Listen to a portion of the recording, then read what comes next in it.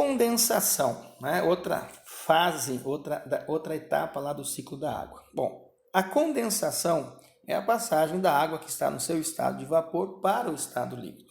Só que a prova visual para nós da condensação são as nuvens. Toda vez que você observa a nuvem no céu, você ali entende, é o processo da condensação.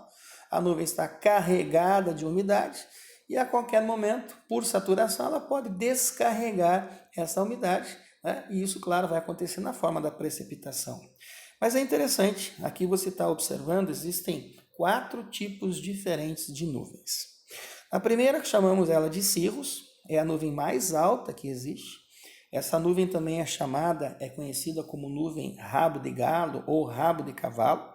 Perceba que ela tem uma consistência mais fibrosa, tá? E ela está carregada principalmente por cristais de gelo.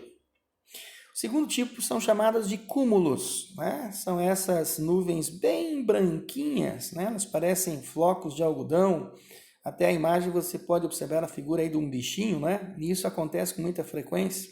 Essa nuvem ela tem bastante evolução pela movimentação do ar, né? Pelo vento.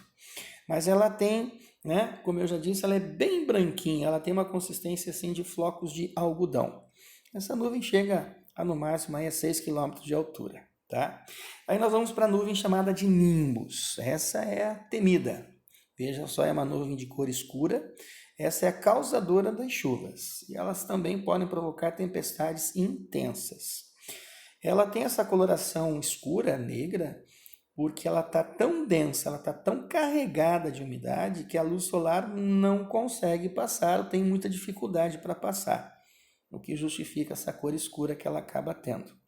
E essa nuvem ela chega a uma altura aí máxima de uns 2 km aproximadamente. O quarto tipo de nuvem são chamadas de estratos, né? Os estratos, como a palavra já sugere, você vê a disposição das nuvens em camadas horizontais.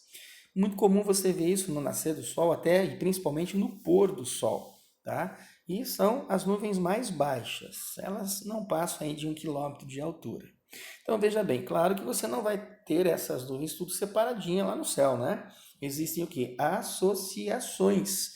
E isso interessa muito aos meteorologistas. Então aqui vocês têm alguns exemplos de gêneros, né, de associações de nuvens, né, como por exemplo, cirrus cúmulos, cirrus estratos, né, nimbus estratos, estrato cúmulos, cúmulo nimbus.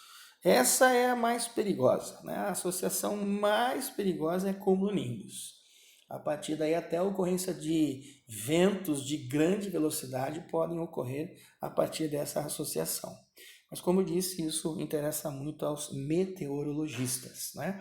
Entendendo então, né, a questão envolvendo a condensação. Mas agora, quando essa condensação ela acontece na superfície, né? Então nós temos aí chamadas condensações superficiais. E aqui é interessante chamar atenção para tirar inclusive alguns erros, né, que muita gente acaba cometendo. Então veja, por exemplo, uma das condensações superficiais é o orvalho, é o nosso popular sereno. E muita gente diz que sereno cai. Sereno não cai porque sereno não é precipitação. Sereno é uma condensação superficial. O que você observa são essas gotículas aí de água que acabam se formando. Por quê? É muito comum a formação do orvalho, né, do sereno, em noites mais frias, onde você percebe uma queda de temperatura. Então, o que acontece? O ar ele está numa temperatura um pouco mais elevada do que as superfícies. Lembrando que a superfície ela acaba perdendo calor mais rapidamente do que o ar, muitas vezes. Como o ar está um pouco mais aquecido do que a superfície, no momento em que ele entra em contato com essa superfície, ele perde calor e tem umidade no ar.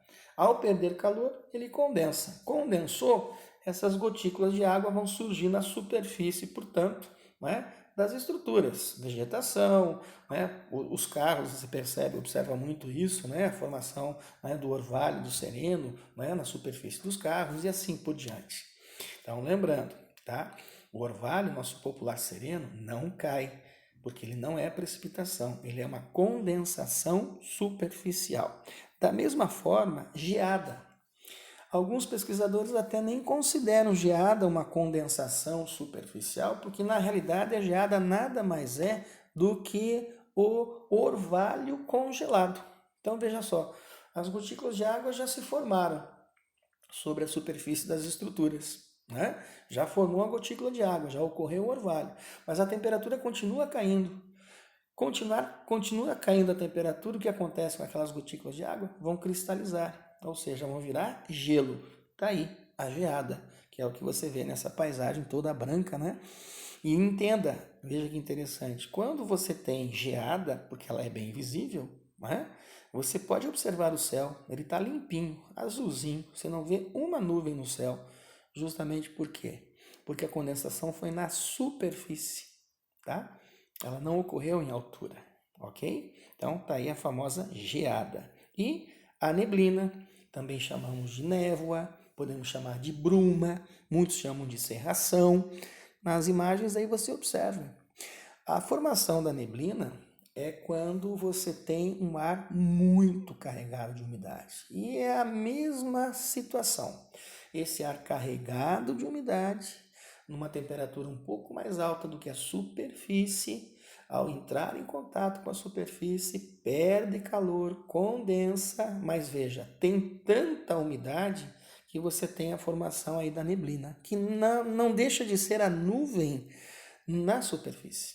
Tanto que se você caminhar pela neblina, pela cerração, você percebe que a tua roupa, teu cabelo umedece, né? Porque você está no meio do processo da condensação em superfície. O dia amanhece, o sol vai aquecendo a superfície, o ar próximo dela aquece, ar quente é ascendente, e aí aquela neblina de repente vai subindo, subindo, dispersando, dispersando, e você vê que o tempo fica limpo, bonito, ensolarado. Está aí mais uma condensação superficial, beleza? E aí vamos para o nosso último elemento, que é a pressão atmosférica. E o que eu entendo por pressão atmosférica? É o peso do ar sobre a superfície. O ar tem peso, e sobre a superfície, esse peso, portanto, faz muita diferença.